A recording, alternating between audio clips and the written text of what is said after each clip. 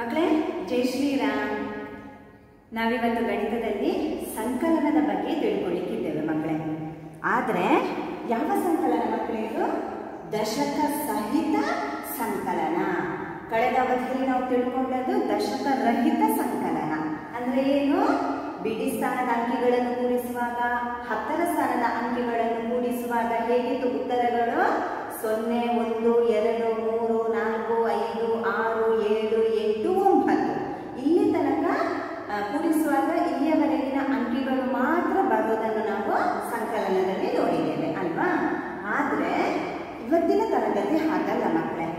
ಈಗಾಗಲೇ ನೀವು 2ನೇ ಕ್ಲಾಸಲ್ಲಿ 2 ಅಂಕಿ ಸಂಖ್ಯೆಗಳನ್ನು ಈ ರೀತಿ ದಶಕ ಸಹಿತವಾಗಿ ಮಾಡಿದ್ದೀರಿ ಅಲ್ವಾ? ಹೇಗೆ ಮಾಡಿದ್ದೀರಿ ಮಕ್ಕಳೇ?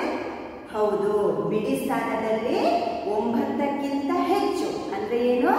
10, 11, 12, 13 ಈ ರೀತಿ ಬಂದಾಗ ಬಿಡಿ ಸ್ಥಾನದಲ್ಲಿ ಎಷ್ಟು ಬರೀಬೇಕು, ಆಮೇಲೆ 10ರ ಸ್ಥಾನಕ್ಕೆ ಎಷ್ಟನ್ನು ತಗೊಂಡು ಹೋಗಬೇಕು, ಈ ರೀತಿ ಸಂಕಲನ ಮಾಡೋದನ್ನು ನೀವು ತಿಳ್ಕೊಂಡಿದ್ದೀರಿ ಅಲ್ವಾ? ಅದೇ ರೀತಿಯ ಲೆಕ್ಕ ಒಂದು ಸ್ಥಾನ ಮಾತ್ರ ಹೆಚ್ಚಾಗಿದೆ. ಯಾವ ಸ್ಥಾನ ಇಲ್ಲಿ? 100ರ ಸ್ಥಾನ. ಯಾಕಂದ್ರೆ ನಾವು ಮಾಡ್ತಿರುವಂತದ್ದು 3 ಅಂಕಿ ಸಂಖ್ಯೆಗಳಲ್ಲಿ ಅಲ್ವಾ? ಹಾಗಾಗಿ ಬಿಡಿ ಸ್ಥಾನದಲ್ಲೂ 10 ಮತ್ತೆ 10ಕ್ಕಿಂತ ಹೆಚ್ಚು ಬಂದು, ಜೊತೆಗೆ 10ರ ಸ್ಥಾನದಲ್ಲೂ 10 ಮತ್ತು 10ಕ್ಕಿಂತ ಹೆಚ್ಚು ಬಂದಾಗ ಯಾವ ರೀತಿ ಸಂಕಲನ ಮಾಡುವಂಥದ್ದು ಅನ್ನೋದನ್ನು ನಾವು ತಿಳ್ಕೊಳ್ಳುವ ಮಕ್ಕಳೇ. ವಿವರವಾಗಿ ನಿಮಗೆ ನಾನು ವಿವರಿಸಿ ಹೇಳ್ತೇನೆ, ಸರಿಯಾಗಿ ಅರ್ಥ ಮಾಡಿಕೊಳ್ಳಿ. ಹಾಗಾಗಿ ಇವತ್ತಿನ ನಮ್ಮ ಸಂಕಲನ ಯಾವುದಾಗಿದೆ? ದಶಕ ಸಹಿತ ಸಂಕಲನ. ಗೊತ್ತಾಯ್ತಲ್ವಾ? ದಶಕ ಸಹಿತ ಸಂಕಲನ. ಸರಿ, ಹಾಗಾದ್ರೆ ನಿಮಗೆ ಪ್ರಾರಂಭದ ಲೆಕ್ಕ ನೋಡುವ ಮಕ್ಕಳೇ. ಗೊತ್ತಾಯ್ತಲ್ವಾ? ಎಷ್ಟಿದು?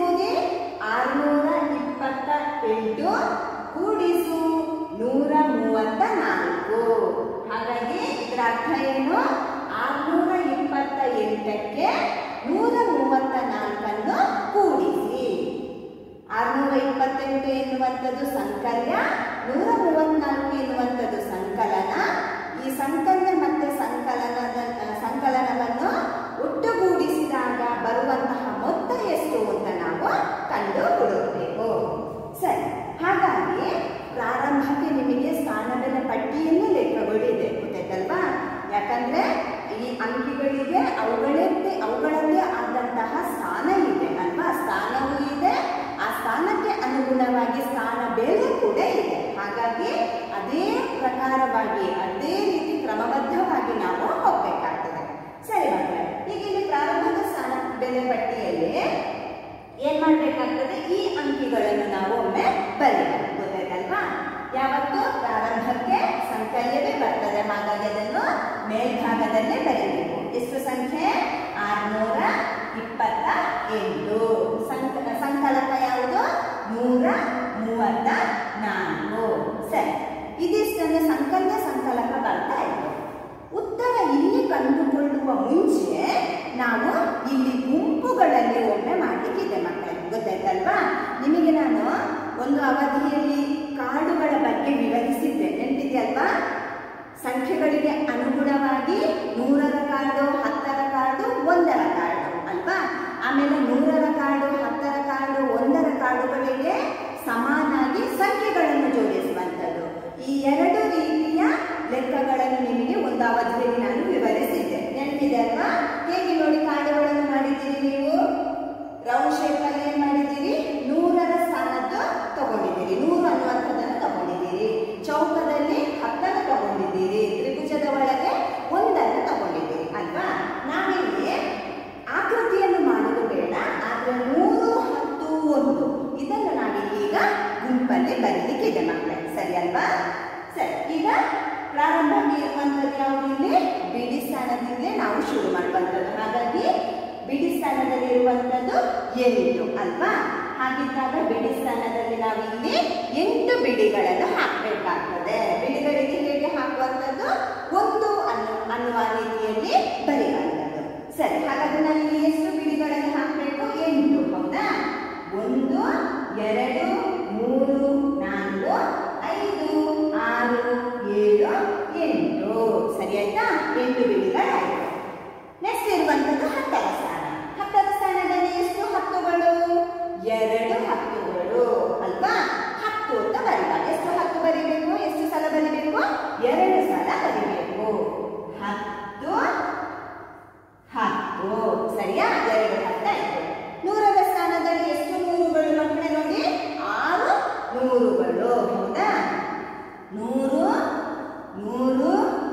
ನೂರು, ನೂರು, ನೂರು, ನೂರು. 600 ಆಯ್ತು ಅಲ್ವಾ? 1 2 3 4 5 6. ಸರಿ, ಈಗ ಸಂಖ್ಯೆಯನ್ನು ನಾವು ಗುಂಪು ಮಾಡಿ ಆಯ್ತು. ಇನ್ನು ಸಂಕಲನದ್ದು ಮಾಡಬೇಕು. ಇಲ್ಲಿ ಎಷ್ಟು ಬಿಡಿಗಳಿವೆ ಮಕ್ಕಳೇ? 4. 1 2 3 4 ಬಿಡಿಗಳು. ಎಷ್ಟು ಹತ್ತುಗಳು? 3 ಹತ್ತುಗಳು. 1 ಹತ್ತು, 2 ಹತ್ತು, 3 ಹತ್ತು. ಎಷ್ಟು ನೂರುಗಳು? 1 ನೂರುಗಳು. ಅಂದ್ರೆ ಒಂದೇ ಸಲ 100 ಬಂದ್ರೆ ಅರ್ಥ ಆಯ್ತಲ್ವಾ? ಈಗ ಗುಂಪು ಮಾಡಿ ಆಯ್ತು. ಇನ್ನೇನು ಕೆಲಸ ನಮಗೆ? ಮೊತ್ತವನ್ನು ಕಂಡುಹಿಡಿಯುವಂಥದ್ದು. ಗೊತ್ತಾಯ್ತಲ್ವಾ? ಸರಿ, ಹಾಗಾದ್ರೆ ಇದರ ಉತ್ತರ ಎಷ್ಟು ಅಂತ ನಾವೀಗ ಒಟ್ಟು ಮಾಡಿ ಲೆಕ್ಕಾಚಾರ ಮಾಡೋಣ. ಹಾಗಾದ್ರೆ ಪ್ರಾರಂಭಕ್ಕೆ ಯಾವ ಸ್ಥಾನದಿಂದ? 100ರ ಸ್ಥಾನದಿಂದ ಇಲ್ಲ. ಯಾವ ಸ್ಥಾನದಿಂದ ಶುರು ಮಾಡಬೇಕು? ಬಿಡಿ ಸ್ಥಾನದಿಂದ ಶುರು ಮಾಡಬೇಕು. ಸರಿ, ಹಾಗಾಗಿ ಈ ಗುಂಪಿನಲ್ಲಿರುವಂತಹ ಬಿಡಿಗಳನ್ನು ನಾವು ಲೆಕ್ಕ ಹಾಕುವ. ಲೆಕ್ಕ ಹಾಕಿ ಮಕ್ಕಳೇ. 1 2 3 4 5 6 7 8 9 10 11 12 ಬಿಡಿಗಳಿವೆ ಅಲ್ವಾ? ಎಷ್ಟು?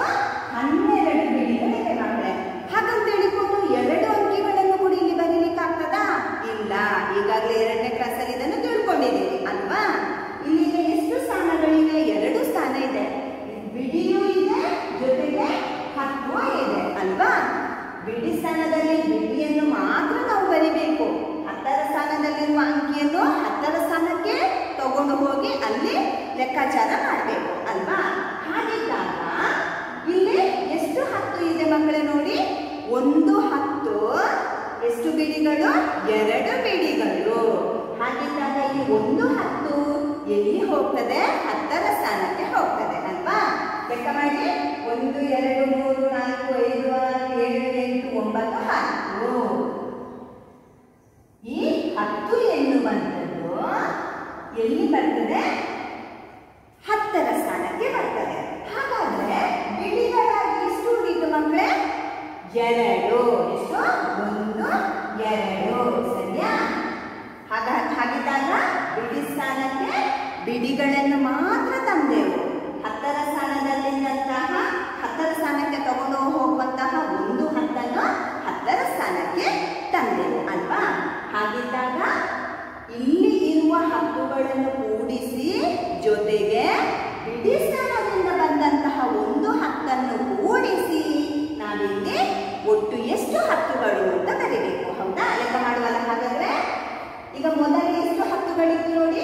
1 10 2 10 3 10 4 10 5 10 ಕೂಡಿಸು ಬಿಡಿ ಸ್ಥಾನದಿಂದ ಬಂದಂತಹ 1 10 ಎಷ್ಟಾಯ್ತು?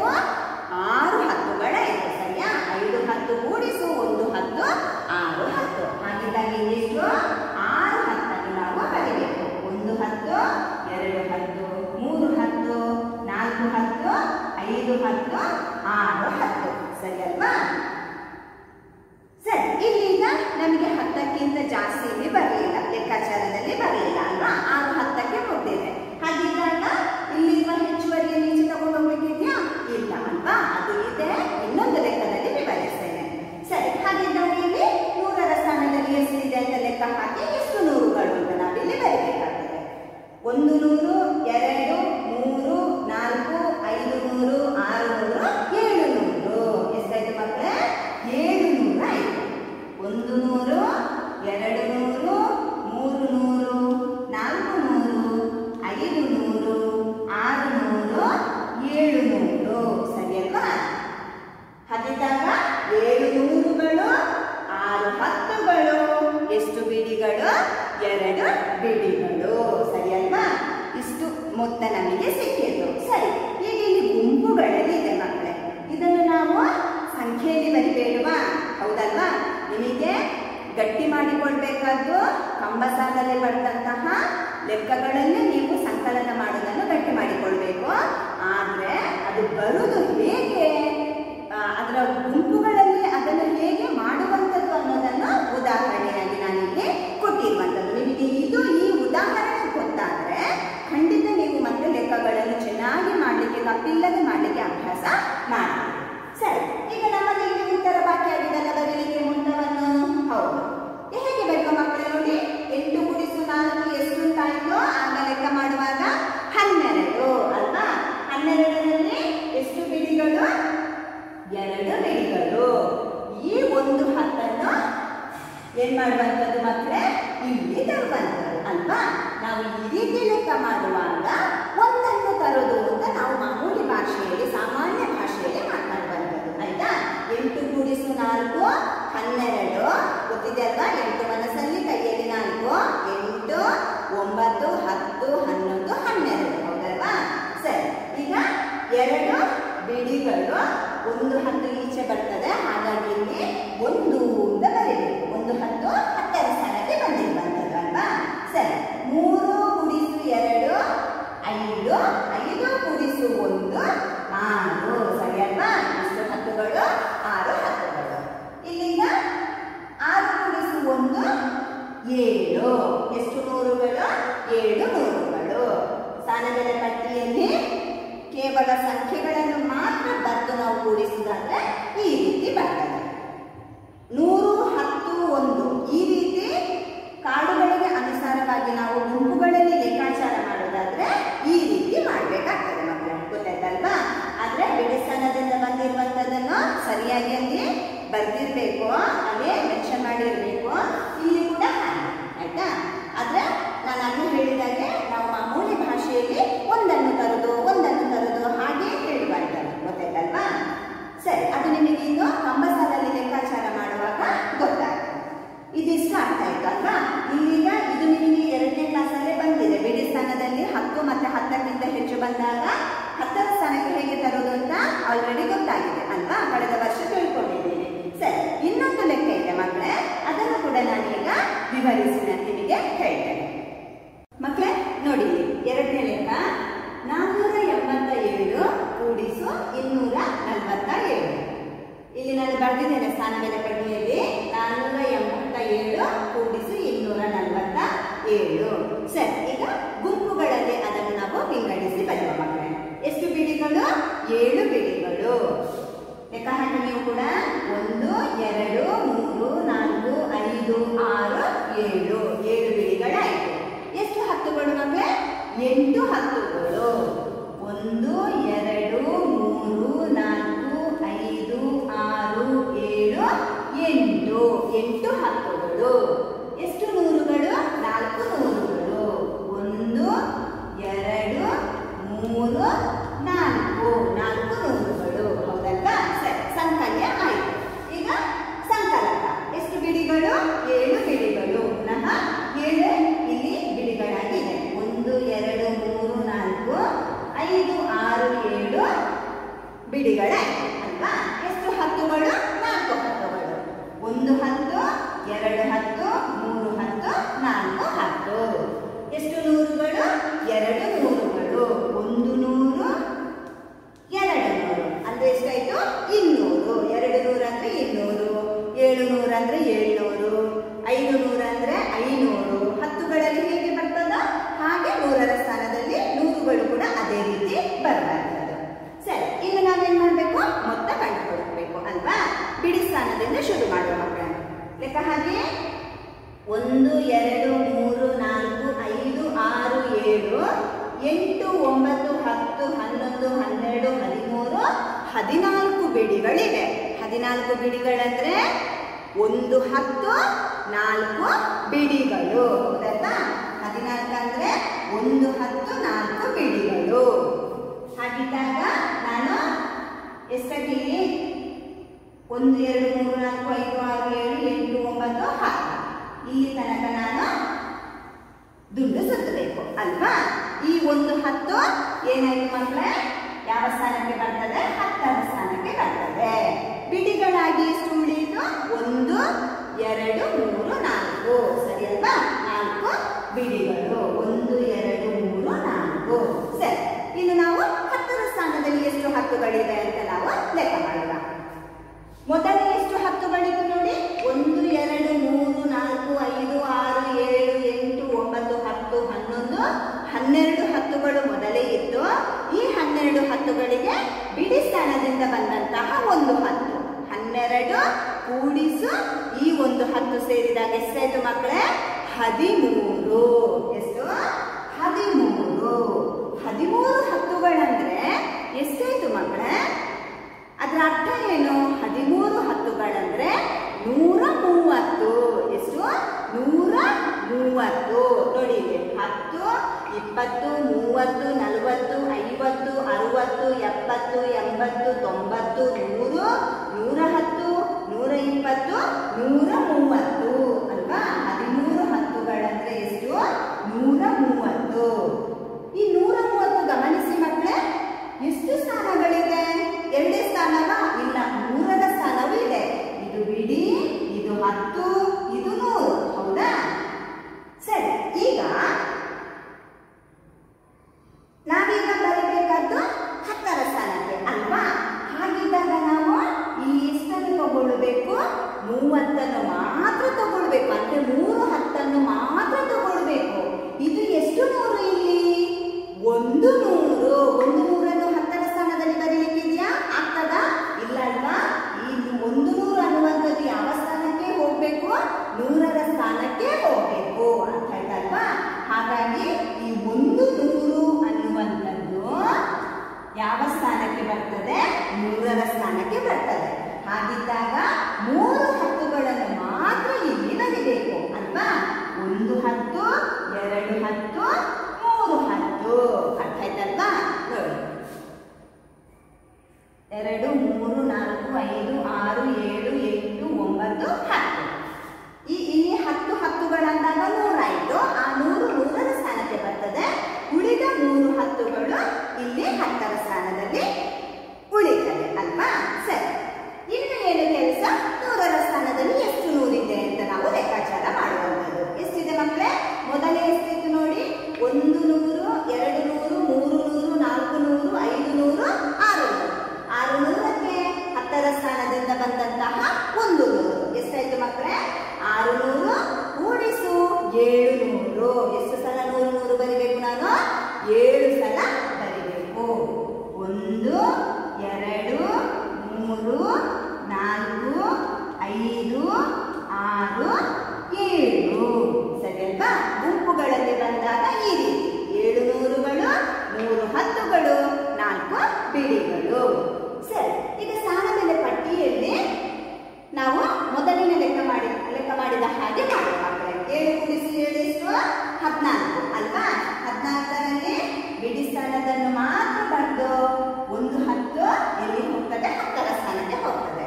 ಅಲ್ಲಿ 8 ಕೂಡಿಸು 1 9, 9 ಕೂಡಿಸು 4 ಎಷ್ಟಾಯ್ತು? 9, 10, 11, 12, 13. ಹೌದಲ್ವಾ? 13 ಬಂದಿದೆ.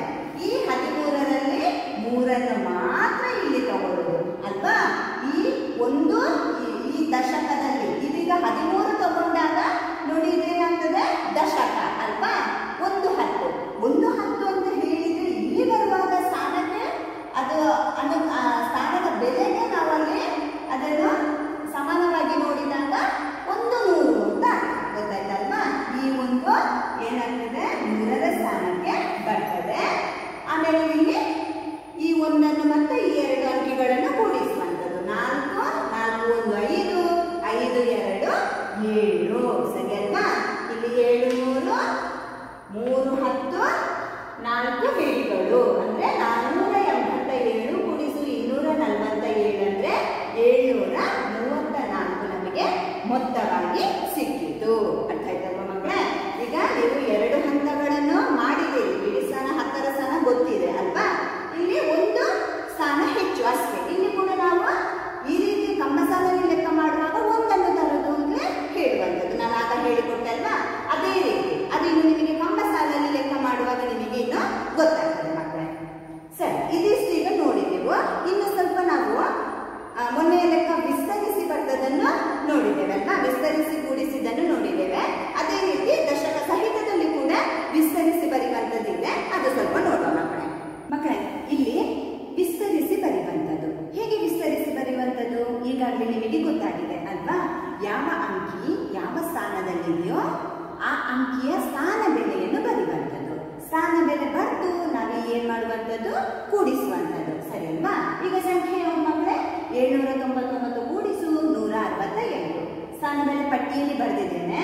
ಸರಿ, ಇನ್ನು ನಾವೀಗ ಇಲ್ಲಿ ವಿಸ್ತರಿಸಿ ಬರೀಬೇಕು ಮಕ್ಕಳೇ. ಸರಿ, ಈಗ 799ರ ಬಿಡಿ ಸ್ಥಾನದಲ್ಲಿ ಯಾವ ಅಂಕಿ ಇದೆ ನೋಡಿ? 9 ಅಲ್ವಾ? ಹಾಗಿದ್ದಾಗ ಅದರ ಸ್ಥಾನ ಬೆಲೆ ಎಷ್ಟಾಗ್ತದೆ? 9 ಆಗ್ತದೆ. 10ರ ಸ್ಥಾನದಲ್ಲಿರುವ ಅಂಕಿ ಎಷ್ಟು? 9 ಅಲ್ವಾ? ಇದು 10ರ ಸ್ಥಾನದಲ್ಲಿರುವ ಕಾರಣ ಇದರ ಸ್ಥಾನ ಬೆಲೆ 9 10. 9 10 ಅಂದ್ರೆ 90. ಎಷ್ಟು? 90. 9 ಸಲ 10ಗಳಂದ್ರೆ ಎಷ್ಟಾಯ್ತು ಮಕ್ಕಳೇ? 90. ಸರಿ, ಇಲ್ಲಿ ಎಷ್ಟು ನೂರುಗಳು? 7 ನೂರುಗಳು. 7 ಸಲ 100 100 100 ಇದ್ದಾಗ ಎಷ್ಟಾಗ್ತದೆ ಮಕ್ಕಳೇ? 700. ಸರಿಯಾ? 799 ಆಯ್ತು. ಇನ್ನು 168 ವಿಸ್ತರಿಸಿ ಬರೆಯುವ ಮಕ್ಕಳೇ. ಬಿಡಿ ಸ್ಥಾನದಲ್ಲಿರುವಂತಹ ಅಂಕಿ ಯಾವುದು? 8. ಸ್ಥಾನ ಬೆಲೆ 8 ಅಲ್ವಾ? 10ರ ಸ್ಥಾನದಲ್ಲಿರುವಂತಹ ಅಂಕಿ 6. 6 10ಗಳು ಅಲ್ವಾ? 6 10ಗಳಂದ್ರೆ 60. ಎಷ್ಟು ನೂರುಗಳು? 1 ನೂರುಗಳು ಅಂದ್ರೆ 100. ಒಂದೇ ಸಲ 100 ಇರುವಂತದ್ದು 100. ಸರಿ, ಈಗ ವಿಸ್ತರಿಸಿ ಬರ್ತಾ ಇತ್ತು. ಈಗ ಕೂಡಿಸುವ ಕೆಲಸ ಮಾಡುವ ಮಕ್ಕಳೇ. 9 ಕೂಡಿಸಿ 8 ಎಷ್ಟು? 9 ಮನಸ್ಸಲ್ಲಿ ಕೈಯಲ್ಲಿ 8 ಅಲ್ವಾ? 9 10 11 12 13 14 15 16 17. ಎಷ್ಟು ಸಿಕ್ಕಿತು ಮಕ್ಕಳೇ ನಮಗೆ? 17 ಸಿಕ್ಕಿತು, ಹೌದಲ್ವಾ? ಆದ್ರಿಂದ ಯಾವ ಸ್ಥಾನ? ಬಿಡಿ ಸ್ಥಾನ. ಬಿಡಿ ಸ್ಥಾನದಲ್ಲಿ ಬಿಡಿ ಅಂಕಿಯನ್ನೇ ಮಾತ್ರ ಬರೀಲಿಕ್ಕೆ. ಎಷ್ಟು ಇಲ್ಲಿದೆ? 7. 1 ಯಾವ ಸ್ಥಾನಕ್ಕೆ ಹೋಗ್ತದೆ? 10ರ ಸ್ಥಾನಕ್ಕೆ ಹೋಗ್ತದೆ. ಇಲ್ಲಿ 1 ಅಂದ್ರೆ ಎಷ್ಟು? 10. 1 10 ಬರ್ದಲ್ವಾ? ಸರಿ, ಈಗ ಇದನ್ನು ಏನ್ ಮಾಡುವಂಥದ್ದು? ನಾವು ಕೂಡಿಸುವಂಥದ್ದು. 90 ಮತ್ತೆ 60 ಮೊದಲೇ ಇತ್ತು, ಅದಕ್ಕೆ 10 ಕೂಡಿಸುವಂಥದ್ದು. 90 ಕೂಡಿಸು 10 100. 100 ಕೂಡಿಸು 60 160. ಎಷ್ಟಾಗ್ತದೆ ಮಕ್ಕಳೇ? 160 ಆಗ್ತದೆ. ಸರಿ, ಈಗ 166ರಲ್ಲಿ ಈ 1 ಅನ್ನುವಂಥದ್ದು ಯಾವ ಸ್ಥಾನಕ್ಕೆ ಬರಬೇಕು? 100ರ ಸ್ಥಾನಕ್ಕೆ ಬರಬೇಕು ಅಲ್ವಾ? ಇಲ್ಲಿ ನಾವೀಗ 10ರ ಸ್ಥಾನದಲ್ಲಿ ಎಷ್ಟು ಬರೀಲಿಕ್ಕೆ? 60 ಮಾತ್ರ ಬರೀಲಿಕ್ಕೆ, ಸರಿ ಅಲ್ವಾ? 60 ಮಾತ್ರ ಬರೀಲಿಕ್ಕೆ. ಇಲ್ಲಿ 1 100 ಅನ್ನುವಂಥದ್ದು 100ರ ಸ್ಥಾನಕ್ಕೆ ಬರ್ತದೆ. ಎಷ್ಟು 100 ಇದೆ? 1 100. ಇದು 100ರ ಸ್ಥಾನ ಅಲ್ವಾ? 3 ಅಂಕೆ ಸಂಖ್ಯೆ ಆದ ಕಾರಣ 100ರ ಸ್ಥಾನ ಇದೆ. ಹಾಗಾಗಿ 1 100 ಅಂದ್ರೆ 100. 100 700 100 ಇದನ್ನು ಕೂಡಿಸಬೇಕು. 700 ಕೂಡಿಸು 100 800. 800 ಕೂಡಿಸು 100 900. ಎಷ್ಟಾಗ್ತದೆ ಮಕ್ಕಳೇ? 900. ಈ ರೀತಿ ವಿಸ್ತರಿಸುವಂಥದ್ದು. ಅರ್ಥ ಆಯ್ತಲ್ವಾ? 7 ಬಿಡಿಗಳು, ಆಮೇಲೆ 10ರ ಸ್ಥಾನದಲ್ಲಿ 60 ಅಂದ್ರೆ 6 10. ಇಲ್ಲಿ 100ರ ಸ್ಥಾನದಲ್ಲಿ 900 ಅಂದ್ರೆ 9 ನೂರುಗಳು. ಸರಿ ಮಕ್ಕಳೇ, ಇಲ್ಲಿ ನೀವು ನೋಡಿರುವಂತಹ 3 ಲೆಕ್ಕಗಳಲ್ಲಿ ಕೂಡ ವಿವರವಾಗಿ ದಶಕ ಸಹಿತ ಸಂಕಲನವನ್ನು ನೋಡಿರುವಂಥದ್ದು. ಆದ್ರೆ ಇದು ನಿಮಗೆ ಚೆನ್ನಾಗಿ ಗೊತ್ತಾದ್ರೆ ಇನ್ನು ಕಂಬಸಾಲಲ್ಲಿ ಮಾಡುವಂತಹ ಲೆಕ್ಕಗಳು ನಿಮಗೆ ಪೂರ್ತಿಯಾಗಿ ಅರ್ಥ ಆಗ್ತದೆ. ಎಲ್ಲಿಂದ ಎಷ್ಟು ತಗೊಂಡು ಹೋಗ್ಬೇಕು ಅಂತ ನಿಮಗೆ ಸಂಪೂರ್ಣವಾಗಿ ಅರ್ಥ ಆಗ್ತದೆ. ಹಾಗಿದ್ದಾಗ ನಾವು ಇನ್ನು ಮುಂದಕ್ಕೆ ಕಂಬಸಾಲಿನ ಲೆಕ್ಕಗಳನ್ನು ನೋಡೋಣ ಮಕ್ಕಳೇ. ಮಕ್ಕಳೇ, ಈ ಕಂಬಸಾಲಲ್ಲಿರುವಂತಹ ಲೆಕ್ಕಗಳನ್ನು ನಾವೀಗ ಕೂಡಿಸಬೇಕು, ಸರಿ ಅಲ್ವಾ? ಪ್ರಾರಂಭದ ಲೆಕ್ಕ ನೋಡುವ. 474ಕ್ಕೆ 354 ಕೂಡಿಸುವಂಥದ್ದು. ಸರಿ, ಈಗ ಬಿಡಿ ಸ್ಥಾನದಿಂದ ಶುರು ಮಾಡುವ. 4 ಕೂಡಿಸು 4 ಎಷ್ಟಾಗ್ತದೆ ಮಕ್ಕಳೇ? 8. 7 ಕೂಡಿಸು 5 7. ಮನಸ್ಸಲ್ಲಿ ನೀವು ಕೂಡ ಲೆಕ್ಕ ಹಾಕಿ ಮಕ್ಕಳೇ. 7 ಮನಸ್ಸಲ್ಲಿ ಇಟ್ಕೊಳ್ಳಿ, ಕೈಯಲ್ಲಿ 5 ಇಟ್ಕೊಳ್ಳಿ. ಸರಿ, ಲೆಕ್ಕ ಮಾಡಿ, ಒಟ್ಟು ಮಾಡಿ. 7 8 9 10 11 12. ಎಷ್ಟಾಗ್ತದೆ ಮಕ್ಕಳೇ? 12 ಆಗ್ತದೆ ಅಲ್ವಾ? 12ರಲ್ಲಿ ಯಾವುದನ್ನು ಮಾತ್ರ ಬರೀಬೇಕು ನಾವೀಗ? 2 ಮಾತ್ರ ಬರೀಬೇಕು. ಈ 1 ಯಾವ ಸ್ಥಾನಕ್ಕೆ ತಗೊಂಡು ಹೋಗ್ಬೇಕು?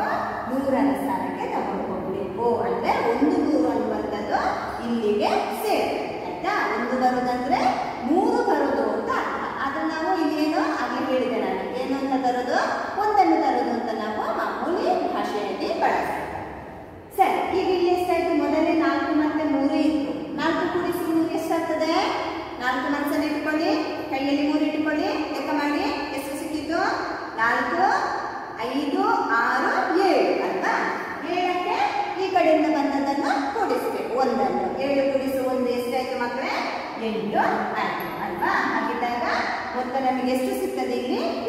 678. ಎರಡನೇ ಲೆಕ್ಕ ನೋಡಿ ಮಕ್ಕಳೇ. 609ಕ್ಕೆ 286 ಕೂಡಿಸಲಿಕ್ಕೆ ಪ್ರಾರಂಭಕ್ಕೆ 9ಕ್ಕೆ 6 ಕೂಡಿಸಿದಾಗ ಎಷ್ಟು ಸಿಗ್ತದೆ ಮಕ್ಕಳೇ ನೋಡಿ. 9 ಮನಸ್ಸಲ್ಲಿ ಕೈಯಲ್ಲಿ 6 ಅಲ್ವಾ. 9 10 10 5 15 ಎಷ್ಟು ಸಿಗ್ತದೆ? 15 ಸಿಗ್ತದೆ. 15ರಲ್ಲಿ ಬಿಡಿ ಸ್ಥಾನದಲ್ಲಿರುವ 5 ಮಾತ್ರ ಬರಿಬೇಕು. ಈ 1 10ರ ಸ್ಥಾನಕ್ಕೆ ಹೋಗ್ತದೆ. ಸರಿ, 1 ಕೂಡಿಸು 0 ಅಂದ್ರೆ 1 ಅಲ್ವಾ. ಆಮೇಲೆ 8 ಕೂಡಿಸಿ. 1 ಮತ್ತೆ 8 ಎಷ್ಟಾಗ್ತದೆ? 8ಕ್ಕಿಂತ 1 ಹೆಚ್ಚು. 8ರ ನಂತರ ಬರುವ ಸಂಖ್ಯೆ ಯಾವುದು?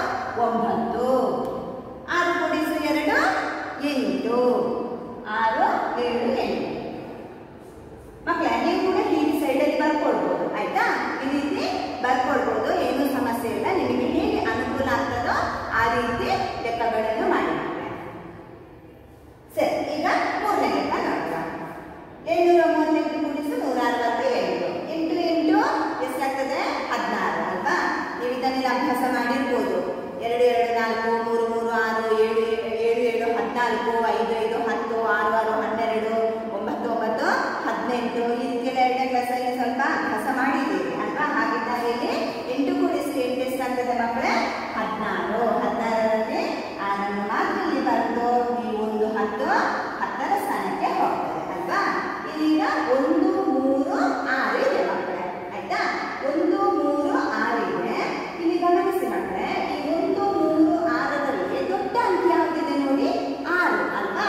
6ಅನ್ನು ನೀವು ಮೊದಲು ತಗೊಳ್ಬಹುದು. 6ಕ್ಕೆ 3 ಕೂಡಿಸಿ. 6 3 9. 9 ಕೂಡಿಸಿ 1 ಎಷ್ಟಾಯ್ತು? 10. 6 3 9. 9 ಕೂಡಿಸಿ 1 10 ಆಯ್ತು. 10ರಲ್ಲಿ ಯಾವ ಸ್ಥಾನ? 10ರ ಸ್ಥಾನಕ್ಕೆ 0ಯನ್ನು ಮಾತ್ರ ತಗೊಳ್ಳುದು. ಈ 1 100 ಅನ್ನುವಂಥದ್ದು ಪುನಃ 100ರ ಸ್ಥಾನಕ್ಕೆ ಹೋಗ್ತದೆ ಅಲ್ವಾ. ಇಲ್ಲೇನಾಯ್ತು? 1 7 1 7 1 8 8 1 9. 906 ನಮಗೆ ಮೊತ್ತವಾಗಿ ಸಿಕ್ಕಿತು. ಮಕ್ಕಳು ಕೂಡಿಸುವಾಗ ಕೂಡ ಹಾಗೆ ಕೆಲವು ಮಕ್ಕಳು ಏನು ಮಾಡ್ತೀರಿ ಗೊತ್ತುಂಟ? ಈಚೆಯಿಂದ ತರ್ತೀರಿ ಮಕ್ಕಳೇ, ತಂದು ಇಲ್ಲಿ ಇದನ್ನು ಕೂಡಿಸುವುದಿಲ್ಲ. 6 3 9ಕ್ಕೆ ಬರ್ದಿರ್ತಾರೆ. ಹಾಗಾಗಿ ಇಲ್ಲಿ ತಂದಿರುವುದನ್ನು ಮೇಲೆ ಇರುತ್ತಿ ಆರೋ ಮಾರ್ಕ್ ಹಾಕಿ ಬರಿಬೇಕು.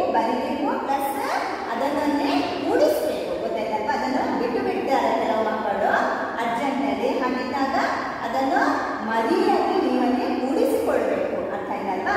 ಹಾಗಿದ್ದಾಗ ಮಾತ್ರ ನಿಮ್ಮ ಲೆಕ್ಕಗಳು ಸರಿ ಆಗ್ತದೆ. ಇಲ್ಲದಿದ್ರೆ ತಪ್ಪಾಗುವ ಸಾಧ್ಯತೆ ಕೂಡ ಇರ್ತದೆ.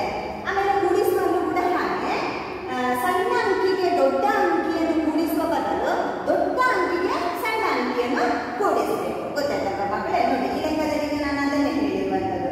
1ಕ್ಕೆ 3 ಕೂಡಿಸಿ 3ಕ್ಕೆ 6 ಕೂಡಿಸುವ ಬದಲು 6ಕ್ಕೆ 3 ಕೂಡಿಸಿ ಬಂದ ಉತ್ತರಕ್ಕೆ 1 ಕೂಡಿಸಿ.